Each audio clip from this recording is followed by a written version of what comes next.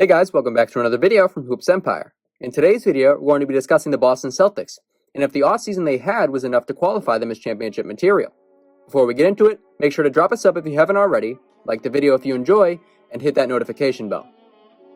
So obviously this is a layered question. The Celtics are a good team, better than last year for sure.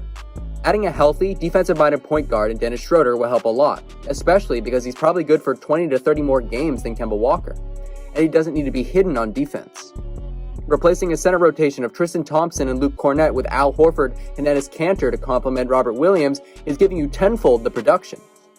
Getting backup wing strength in Josh Richardson and Juan Hernangomez will vastly help in either Jaylen Brown or Jason Tatumless minutes, opposed to last year when Grant Williams and Semi Ojeleye ate up a lot of that time. Just a much better overall team, with a new defensive-minded coach that the players already clearly respect, and you have yourself a recipe for success.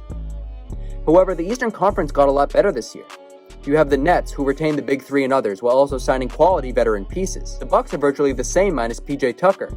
The Heat added PJ Tucker and also Kyle Lowry. The Hawks retained their pieces. The Bulls got Lonzo, DeMar, Caruso, and now have one of the best offensive arsenals in basketball. The Knicks got Kemba and Fournier, and then that leaves Boston. So where do the Celtics fall among the East's best? I think it's quite obvious that the Nets and Bucks should be in a separate tier from the rest of the East. However, after that, it's really free game. Each team has their deficiencies. The 76ers are a walking joke with the Ben Simmons fiasco.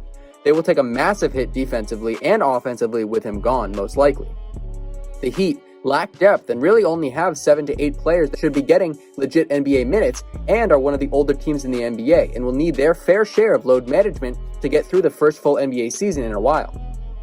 The Hawks are a good team and with internal development should be quite the team to reckon with, but the question is, do guys like Reddish and Hunter hit a ceiling now, this year, next year, 3 years down the line? It's a question to be answered. The Bulls have a ton of offense but really lack defense, and especially the closing lineup will have multiple holes on the defensive end. The Celtics have a few holes as well. One is playmaking, sort of. We know Marcus Smart is the starting point guard, and I have went in depth on his playmaking before, as it is very underrated. If he can cut down on his 6 3-point attempts, or at least have them all be catch and shoot, and eliminate the pull-up jumpers, he can work on playmaking for others, and I believe he can average 7 to 8 assists. But other than that, both of the Jays have stated that they want to become playmakers. Al Horford and Robert Williams are two of the better passing bigs in the league. Dennis Schroeder is an able playmaker.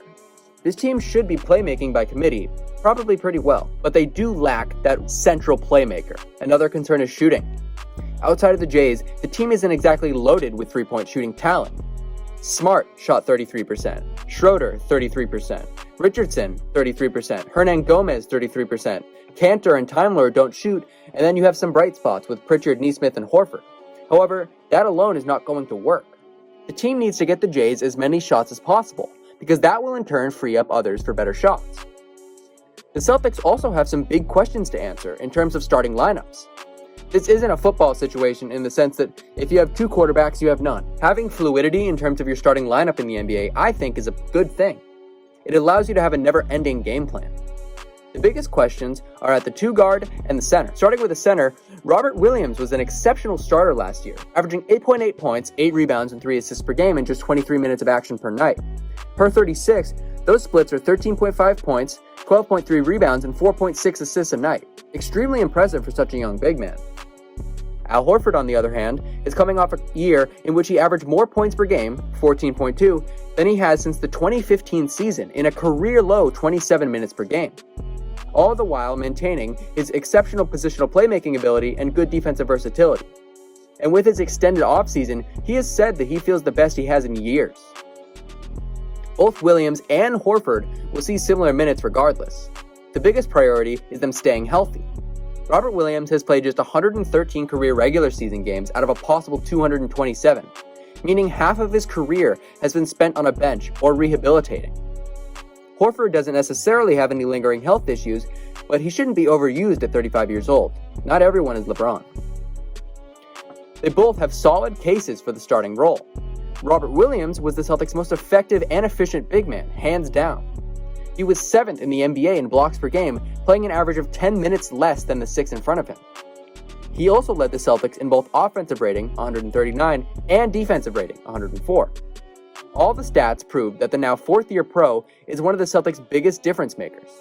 You can nearly always count on him to make an immediate two-way impact when he's on the court. Al Horford, on the other hand, just can't be forgotten. He quickly adapted to what the Celtics wanted, a floor-spacing, facilitating big man. In his 9 seasons in Atlanta, he shot just 34% from deep on 0.6 attempts per game. But in his 3 years in Boston, he shot a much improved 38% from deep on over 3 attempts per game. Just exponential improvement, showing even an old dog can learn new tricks.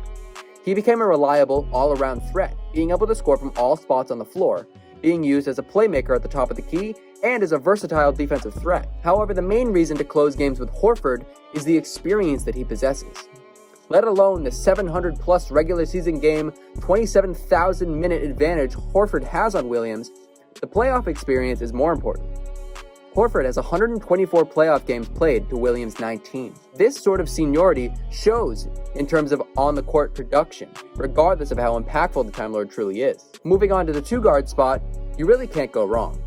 Whether you put Schroeder there, Richardson, or hell, even some added shooting with Pritchard, you will still most likely succeed with the talent you have in that starting lineup.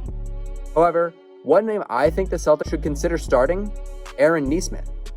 Neasmith was touted as the best shooter in the 2020 draft, and he still has a chance to prove that he is. The majority of his season was shrouded with DNPs and low-minute action. In fact, he only played 32 out of the first 58 games, averaging just 3 points in 12 minutes of action over that span. However, over the last 14 games of the season, he exploded in terms of production. Over that span, he averaged over 8 points per game on well over 50-40-90 shooting splits. He was the perfect blend of rookie defensive intensity, a fighting for minutes mentality, and shooting. If he could be a consistent 3-and-D wing for the Celtics, I don't see why he shouldn't start. You can put him at the 2 or 3, and his catch-and-shoot ability will be perfect next to the Jays.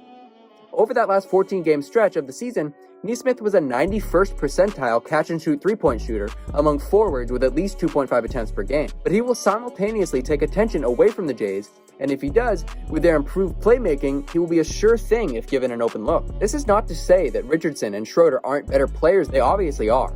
However, Neasmith, if playing how he was playing at the end of the year, is a better fit for sure. Schroeder and Richardson need the ball in their hands to be more effective. That doesn't mesh as well with the Jays. Neasmith can be extremely effective without even taking a single dribble. Moving on to the versatility of this year's team. They have the chance to be a top 5 to 10 offensive and defensive team.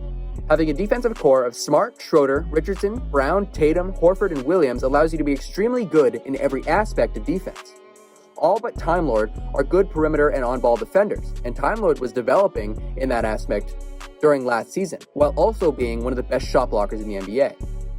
4 out of these top 7 are in the top 50 of matchup difficulty, and 3 in the top 20 in terms of defensive versatility. This team is going to be fun to watch, and they should definitely compete in that second tier of East teams. Now, that wouldn't exactly qualify them as contenders if they are only in the second tier of a single conference. However, injuries can always happen. So I guess the real answer to the question is no. This is not a contending team. However, there are a multitude of factors that could allow them to be so. Say the bench comes into their own as a top 3 to 5 bench, or Tatum becomes a top 5 player, Brown becomes a top 15 player, Smart becomes one of the better facilitating point guards in the NBA. Now, these are not all likely, but crazier things have happened. That's going to wrap it up for today's video. Let me know what you guys think about this Celtics squad and how far you think they can realistically make it in the playoffs. Make sure to subscribe to the channel, like the video, and turn on that notification bell. But most importantly, have a good one.